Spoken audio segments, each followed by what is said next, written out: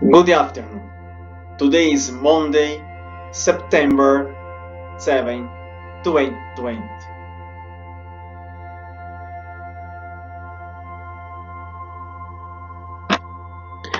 An invisible enemy. The battle to save black-footed ferrets from the plague. Yersinia pestis killed millions of people across Europe in the Middle Ages. Today, it remains a deadly threat to one of the U.S. most endangered species. Every year, from August to November, Travis Livieri becomes nocturnal. The field biologist goes out in his truck in Conata Basin, South Dakota, armed with a spotlight in search of one of the most endangered mammals in North America, the black-footed ferret. When the light catches the reflective green shine of the ferret's eyes, he waits for the animal to disappear into a burrow and lays a trap at the entrance. Once the ferret is trapped, Livier connects it into a long black tube and anesthetizes it before giving it a vaccine shot. Then he takes a blue marker and draws a line from the ferret's left ear to its right shoulder. About a month later, he returns again at night to the same location to give the ferret its booster, drawing a line from its right ear to its left shoulder. Ferrets marked with an X are safe from the plague, although they have been protected by the U.S. Endangered Species Act since it was signed into law in 1973. There are only about 300 black-footed ferrets alive in the window to the wild today, spread across about 20 sites in the western U.S., Canada, and Mexico. Every one of them is descended from just 18 ferrets that were taken to a captive breeding program in the 1980s. After conservationists failed to keep the last known population alive in the wild. Habitat loss and the widespread shooting and the poisoning of prairie dogs and the herbivorous rodent that makes up from than 90% of the ferret's diet are both threats of the black-footed ferret. But nothing poses a greater existential threat than the bacteria Yersinia pestis, otherwise known as plague. Yersinia pestis, which killed millions of people across Europe in the Middle Ages, is the first biggest biological enemy, says Livieri, who founded the conservation non-profit Perry Wildlife Research in 2001. Plague is something that can wipe out of the prairies dogs and all the ferrets pretty easily, he says. The prairie dogs vanish. Conata Basin is home to the world's largest population of the black-footed ferrets, the only ferret native to North America, members of the mustelid family, along with stoat, weasels, and marten. They are just of a foot long, about the size of a domestic ferret, and sport a creamy coat, dark legs, and black-tipped tail, and a black banded mask, straight out of an old western. Their long tube-shaped bodies are perfectly adapted for a life spent almost entirely underground in prairie dogs' burrows, which provided shelter and the source of food. Since the first reintroduction in 1991, more than 4,000 captive black-footed ferrets have been released into the wild. But despite these efforts, white black-footed ferret numbers are not increasing, and would plummet without a expanded supply of captive bred ferrets. Livieri has witnessed firsthand the havoc brought by a plague outbreak. When conservationists first realized a business of ferrets in Connaught Basin in 1996, the disease had yet to reach South Dakota. With plenty of space and the prairie dogs to fast one, the population shot up to more than 300 individuals. The ferrets flourished to such an extent that field biologists used the Connaught Basin population to help boost ferret population and water sites across the country. Then on 12 May 2008, U.S. Forest Service employees are working in Connaught Basin noticed that the usually bustling prairie dog town was entirely quiet. It was the middle of the day, but there wasn't a prairie dog to be seen. On closer inspection, they saw that the burrows had cavities and the entrances were covered in cobwebs. That's usually how it's happening, Livieri says. All of a sudden, on day, all the prairie dogs are gone. The Forest Service workers scoured the landscape for signs of life, but all they found was one dead prairie dog, which was sent to the Centers of Disease Control and Prevention Lab. Within 2024 hours, the results came back. The prairie dog was plague positive. Luckily, by 2008, the Blackfoot Forest Program had some tools at its disposal for dealing with a plague outbreak. Once Yersinia pestis hits a prairie dog's colony, the best way to combat it is to coat the inside of every burrow with the insecticide deltamethrin, fractally called delta dust, which kills the flies that carry the bacteria. At maximum capacity, a team can spray about 40 hectares, 100 acres a day. But by the time they had noticed the plagues had arrived, it had already affected 1,200 hectares. It's like finding a fire, but you can alone drive your truck so fast, and you've only got so much water, Vivieri says. So we had to make a decision about what to save and what to leave open to plague. The plague is nearly 100% lethal to prairie dogs and the Blackfoot ferrets, and is spreads fast. Connaught Basin contains more than 500,000 burrows, while others tackled the dustling effort. Livieri took on the task of vaccinating ferrets directly. When conservationists first realized that Blackfoot ferrets were highly susceptible to plague, they turned to a research epidemiologist with the U.S. Geological Survey named Tony Rock. She found that a plague vaccine developed for the humans worked on ferrets too. We will use it exactly to how it would be used in humans, and it worked very well, Rock says. You get the best results with a booster vaccination, virtually undetectable.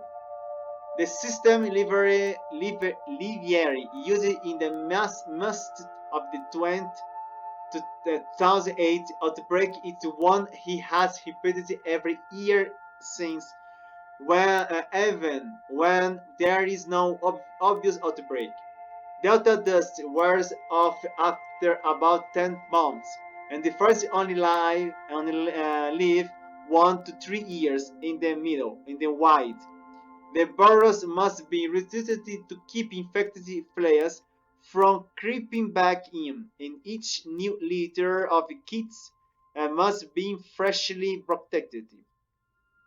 The costly and time-consuming task of keeping plague at bay is preferable to the daunting challenge of fight and an outbreak.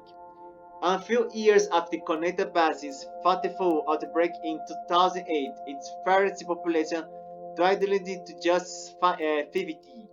It now hovers at around 1,000. Sorry, 100, less than half of what it once was. Unfortunately, killing the flares and the vaccinating fires by hand are still the best tools at conservationists' disposal for controlling the plague, but research into other prevention techniques continues, with innovations such as peanut butter flavored oral vaccine for prairie dogs or bots coated in the insecticide called fipronil. A company called Revive and Restore is investigating the possibility of genetically altering black food varieties to be plague resistant. But getting rid of the plague entirely seems to be impossible.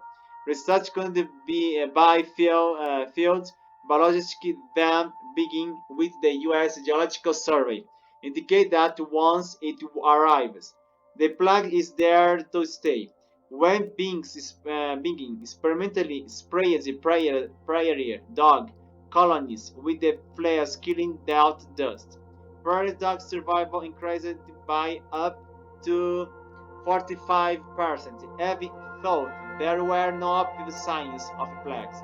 In the follow-up study, Begin and his colleagues compared the survival of vaccinated and unvaccinated ferrets on the site that didn't have an obvious outbreak. The results were even more striking. Vaccination increased the ferret survival rates by 140%. That experiment was really revealing.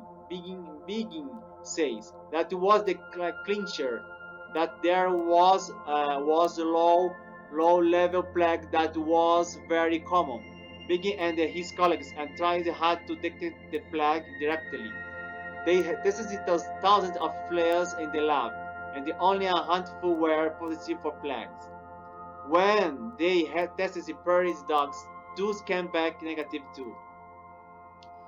The $1 million question is, where does it hide? Livier said, we know the plague is present in low levels in the background all the time. Where does it hide in that background low level period? We don't know. What are the conditions that allow it to remain? We don't know. Interestingly, for a disease that takes up so much space in the popular imagination, researchers still have a lot of questions about how plagues move through in the environment. It's just very complicated. Rock says it's a really complicated disease with lots of different vectors and different mammals that can be infected with the different routes of the transmission. The challenge of study the disease in the wild is compounded by the fact and the plagues target species live most of their lives in burrows. It's not so easy to understand the dynamic of the disease when you can't follow them underground, Rock says. Anti-black furtive ferrets nearly went extinct. Research primarily studied plague ecology with humans in mind. Now, there is intense interest in the study how the disease in disrupting North American ecosystems. Left scrambling towards of an invisible, virtually indetectable, and a highly lethal enemy. Biologists like Livieri and Big consider the story of a Blackfoot ferret and the plague to be a prime example of how dangerous a poor understanding of disease can be. and why we must invest in proactive research long before a species encircling the drain. When you think about the Blackfoot ferrets, we got all the way down the drain, Livier says. People have this idea in this head of how you restore endangered species.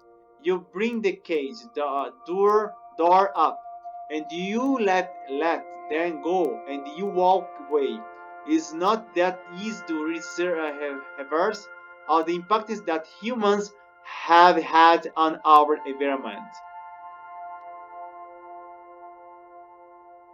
The plague there is exists, and unfortunately, after